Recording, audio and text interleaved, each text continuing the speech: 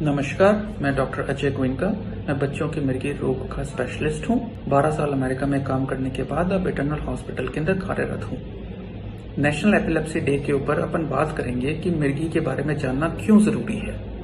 मिर्गी एक बहुत कॉमन समस्या है बच्चों के अंदर। यदि हम 100 बच्चों की बात करें तो लगभग 1 से 2% बच्चों को मिर्गी के दौरे आ सकते हैं और इनका असर समाज पे बहुत ज्यादा होता है, क्योंकि खाली बच्चा ही सफर नहीं करता, पूरी फैमिली, स्कूल, रिश्तेदार सब पे इसका असर पड़ता है।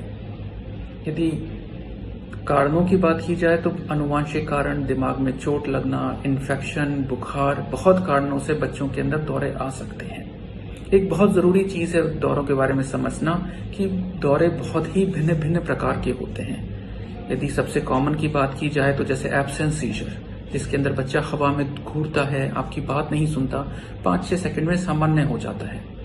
दूसरी प्रकार के दौरे जिसको जुवेनाइल मायोक्लोनिक एपिलेप्सी कहा जाता है, जिसमें सुबह सुबह बच्चे को हाथ से झटके आते हैं, गिलास गिर जाता है हाथ से। छोटे बच्चों के झटके जिनमें गर्दन के झटके आते हैं, जिनको इन्फेंटाइल स्पाजम्स कहा जाता है, या नॉक्टर्नल सीजर जिसके अंदर बच्चे को रात को दौरे आते हैं, पता नहीं चलता और सुबह उनकी जीभ कटी होती है, या सर दर्द होता है, या फिर वो बिस्तर में पेशाब कर देते हैं।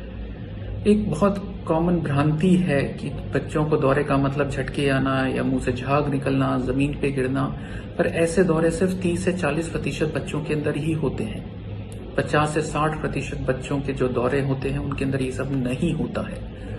तो हमेशा ध्यान रखिए, कभी भी बच्चे को लगे कि बच्चे की स्कूल में परफॉर्मेंस खराब हो रही है, बच्चा हवा में घूर रहा है, रात को बिस्तर में पेशाब गीला कर रहा है, व्यवहार में एकदम से चेंज आ रहा है, तो अपने नजदीकी न्यूरोलॉजिस्ट के पास जाएं और तुरंत इलाज कराएं। सही समय पे और पूरा इलाज कराने से लगभग 80% बच्चे तक ठीक हो सकते हैं, पर बहुत जरूरी है कि समय से इलाज हो और पूरा इलाज हो।